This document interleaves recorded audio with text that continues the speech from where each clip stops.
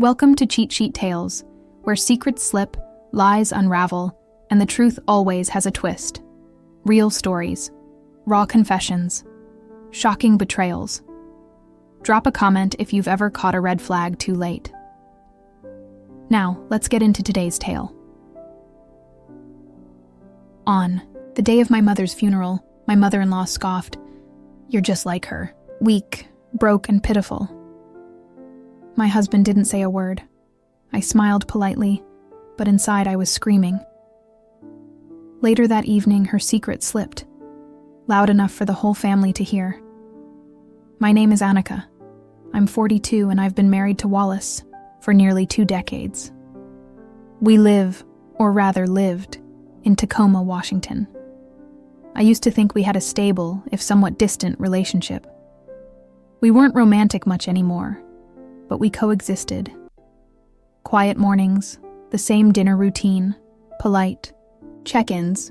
It wasn't love-like in the movies, but it felt like a kind of safety. That illusion came crashing down the day my mother died.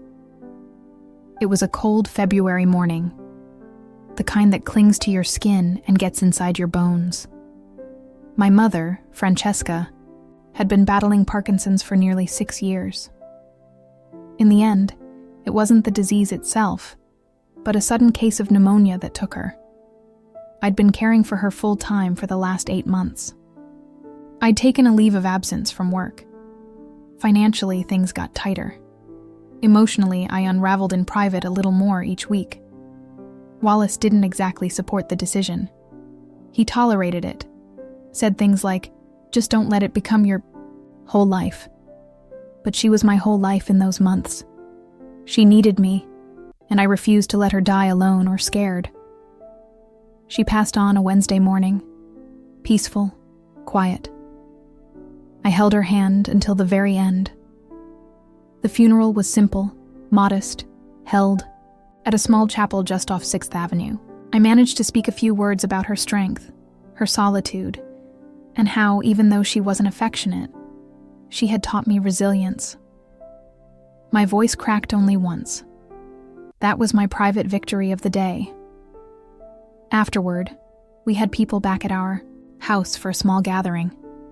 Friends, co-workers, a few distant relatives, and of course, Wallace's family. Most of them came out of obligation, but Sybil, Wallace's mother, seemed to attend for the sheer opportunity to be seen grieving, even though she hadn't spoken to my mother in over 2 years. The moment that broke me happened about an hour in. I was in the hallway trying to collect empty cups and plates when I crossed paths with Sybil. She blocked the hallway, wine glass in hand, and looked me over like I was something she'd stepped in. Then she leaned in and said it just loud enough for my husband to hear behind her, "You're just like her. Weak, broken, and pitiful." Just like that, at my mother's funeral, in my own home. I stared at her. I didn't say a word. I glanced at Wallace, standing just a few feet behind her. He looked down, pretending to be preoccupied with his phone. He didn't flinch, didn't blink, didn't say a goddamn thing. I smiled, tight-lipped, the kind of smile you give to keep yourself from collapsing. And I walked away. Inside, I was screaming. Later that evening, most people had left. A few relatives and neighbors lingered, chatting in the living room. I was in the kitchen, finally alone for a breath, when I overheard Sybil again. Her voice carried easily through the old house. She was talking to Wallace's cousin Meredith, who had clearly asked about Wallace's past. I only caught the tail end, but it was enough. She lost the baby, yes, but not before Wallace's father paid her off. It was for the best.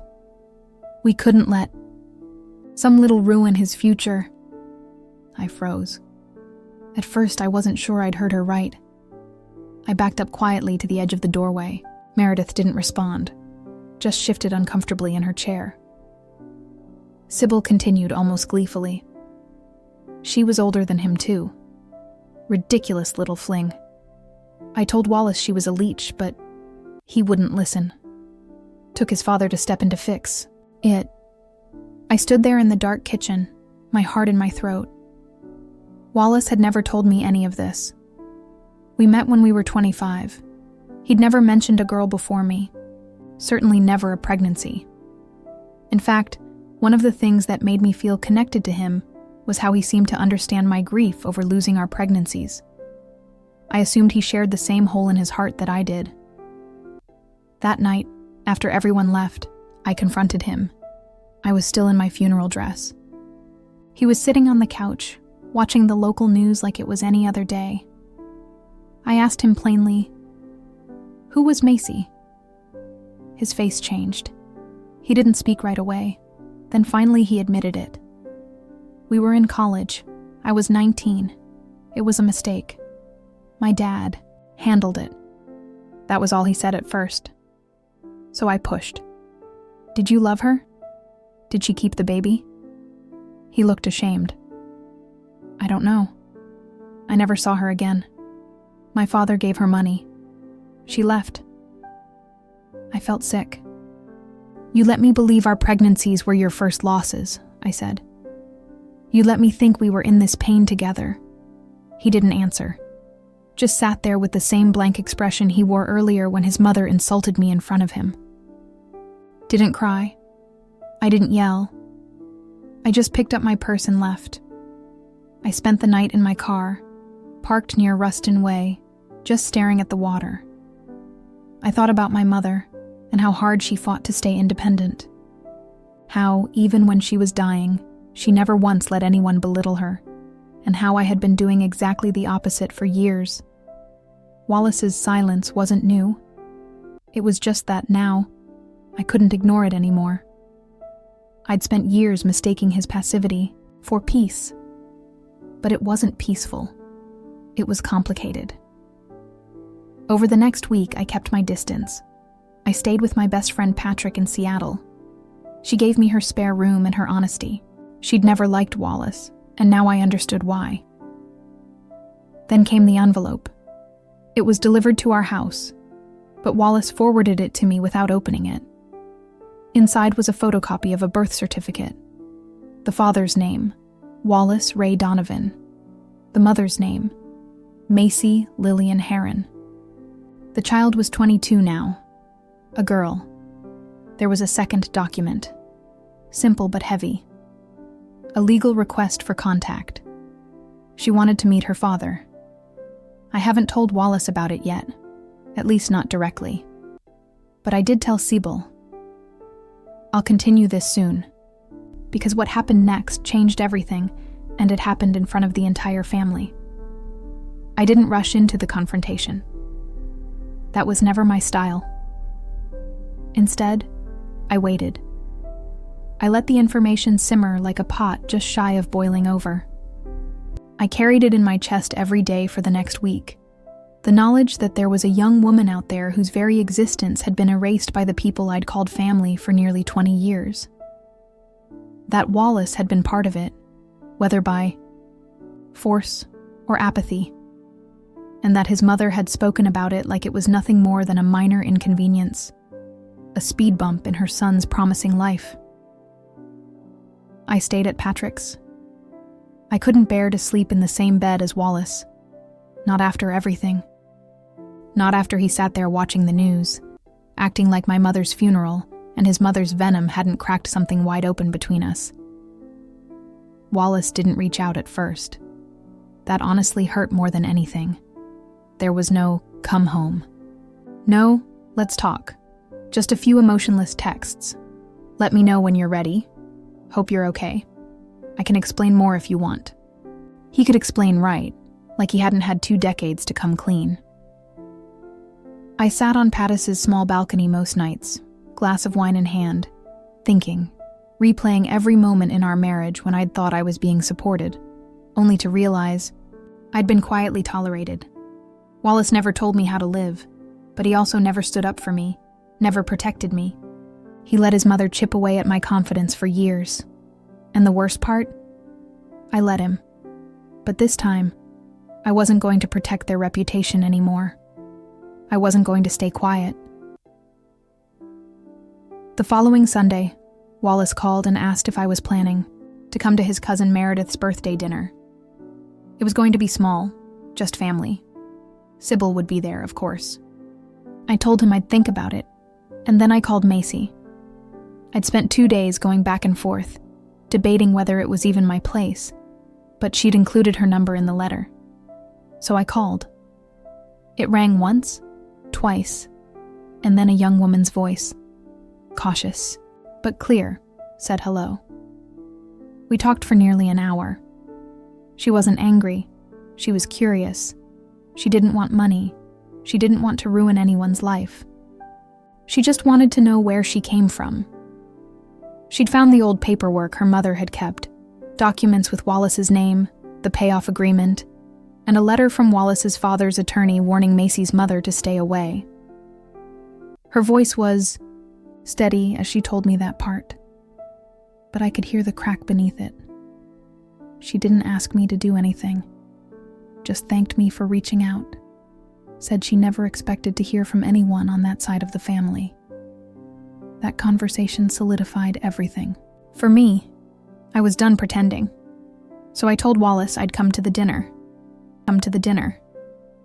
Meredith's house was cozy, all soft lamps and mismatched furniture that smelled like vanilla candles.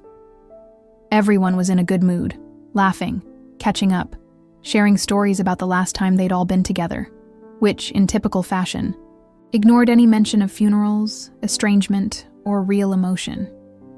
Sabine was holding court in the dining room, wearing a pearl necklace that looked like it had been passed down through generations of women who'd learned to weaponize charm.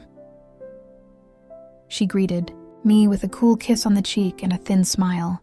"You look better," she said, not unkindly, but with a tone that implied I'd spent the past week in a fetal position. I thanked her and went to sit beside Patrice, who'd come as my +1 for moral support. Really, she came because she didn't trust me not to implode without a witness. Dinner was nice. Normal. Bizarrely so. People passed bread, made small talk, complimented the roast. I kept my voice even, my smile polite. I watched Wallace across the table. He seemed relaxed, almost like he thought I'd moved on. And then, as everyone started in on dessert, I stood up. "I want to make a toast," I said, lifting my glass of sparkling water. I didn't trust myself with wine. The room went quiet. All eyes turned to me. Wallace looked confused. Sybil paused mid-sip. I took a breath. "I've been doing a lot of thinking," I began, voice calm, "about family, about honesty, and about how secrets have a way of bleeding through the cracks, no matter how tightly we try to bury them." Wallace shifted in his chair. "Some of you may know," I continued, "that when Wallace was in college, he got someone pregnant. A beat, the sound of forks clinking against plates. Someone coughed. Sybil set her glass down with an audible clink. "So, wasn't part of the plan," I said. "So the family paid for her to go away. Wallace never saw her again. He never told me about her. Not when we got married. Not when we were trying to have children of our own. Not when I lost 3 pregnancies." Silence. "He told me he understood my pain," I added. "But the truth is, he's lived this before and chose to forget it." I glanced at Wallace. His face had gone pale. "I learned about it at my mother's funeral," I said, looking directly at Sybil now. "Because someone couldn't help but gossip." When the room got quiet, Sybil opened her mouth, but I lifted a hand. "Don't," I said. "Don't make this about your intentions or what you thought was best. This isn't about you." Then I turned to the rest of the table. "There's a young woman out there," I said. "She's 22. Her name is Ivy. She wants to meet her father. She has a right to. And whether Wallace decides to do that or not, I'm going to. Because unlike some people in this room, I believe she matters." No one spoke. Wallace looked stunned. Sybil looked like she'd swallowed a mouthful of ash. "And me?" I felt steady. More steady than I had in years. I sat down, picked up my fork, took a bite of peach cobbler like nothing had happened. The room stayed quiet for a long time. Meredith was the first to speak, a simple wow under her breath. I didn't care what they thought. I didn't do it for them. I did it for me and for Ivy. The silence at the table stretched until it snapped into hushed murmurs and the soft scrape of cutlery pushed aside. Wallace didn't say a word. He stared at his plate, his shoulders stiff, like someone preparing for a verdict they already knew was coming. Sybil, on the other hand, attempted a rescue. She straightened in her chair and forced a laugh that didn't touch her eyes. "Well," she began, "I don't know what this young woman told you, but we did what any parents would have done to protect their son from a mistake." I looked at her, really looked at her. I had spent so many years avoiding direct conflict with Sybil. I danced around her insults, played nice, smiled through gritted teeth, but not anymore. "No, Sybil," I said calmly. "You didn't protect him. You taught him to run. And he's been running ever since." Wallace flinched, and that was all I needed. I didn't yell. I didn't cry. I simply excused myself from the table and walked out of the dining room. Patrice followed me, gently placing her hand on my back as we left. The next day, I filed for divorce. Ivy and I met the following week at a coffee shop near Green Lake in Seattle. She looked just like Wallace, which hit me harder than I expected. Same dark eyes, same narrow smile. But unlike Wallace, her presence had a warmth that wasn't afraid of discomfort. She was kind, measured, cautious, but curious. We talked for hours about her life, her mother, the questions that had followed her. All these years, I didn't have all the answers, but I had enough. Enough truth, enough validation, enough proof that someone from the family she was shut out of was ready to stand beside her. When I told her I was divorcing Wallace, she blinked slowly, then nodded. "Probably for the best," she said gently. It wasn't long before words spread through Wallace's extended family. Meredith, bless her, couldn't hold water even if you poured it into her hands. A few cousins reached out to me privately, expressing shock, discomfort, and in 2 cases, quiet admiration. I didn't need their approval, but it was nice to know that not everyone was blindly loyal to Sybil's fantasy of family, perfection. As for Wallace, he tried for about a week.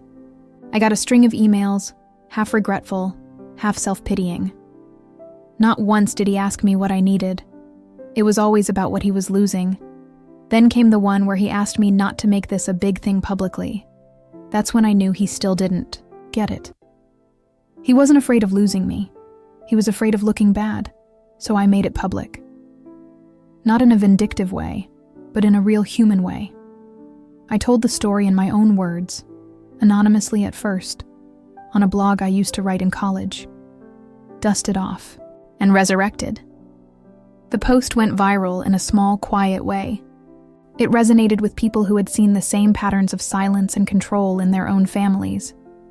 People reached out, women mostly. Women who had sacrificed and swallowed pain for the sake of keeping peace. It turned out I wasn't alone. Sybil hated it. Of course Wallace was humiliated, but neither of them confronted me about it. What could they say? Everything I wrote was true. In the months that followed, I moved into a small rental cottage just outside Gig Harbor. Ivy visited often. Sometimes she'd stay the weekend. We planted a garden together, something I always wanted, but never had the space or will for before. One evening, sitting under the string lights in my tiny backyard, Ivy looked over at me and said, "You know, you're the first person in my father's family who ever treated me like a human being." I blinked back tears and took her hand. "You deserve so much more than that." We grew close, not in a forced way, but in a natural, steady rhythm. I wasn't trying to be a mother to her. She had one already. But I was something else. An ally, a witness to her truth, someone she could trust. That was more than enough for me. The final act of closure came in the form of an invitation. Sybil was hosting her annual holiday party, the one with catered dervas, the crystal punch bowl, and a guest list designed to impress more than to connect. I wasn't invited, of course. But Ivy was. She got the invite 2 weeks before Christmas. Hand-dressed, thick cardstock, embossed. She called me, laughing. "Should I go up to you?" I said. "But if you do, go as you, not as someone playing nice," she went. And a week later, she sent me a message that simply said, she told everyone I was mistaken, that I wasn't who I claimed to be. So I pulled out the birth certificate and read it aloud over dessert. She turned purple. Then Wallace walked out. That was the moment I knew I'd done something right. Not because Sybil was embarrassed. That wasn't my win to claim. But because Ivy had stood her ground. And Wallace. He'd finally seen the truth laid bare in a room full of people who mattered to him. And there was no erasing it this time. No envelope full of hush money. No father to clean up the mess. Now, months later, I live quietly, but content. I returned to work as a speech therapist. I joined a hiking group. I bought a dog. His name is Jasper. He's missing a toe and sleeps with one eye open like he's seen too much, which feels oddly fitting. I don't regret any of it. Not the confrontation, not the divorce, not the silence that came after. Sometimes revenge isn't a scream or a slap or a scene. Sometimes it's true spoken plainly at the exact moment it will be heard. And sometimes it's as simple as walking away and letting them hear the door close behind.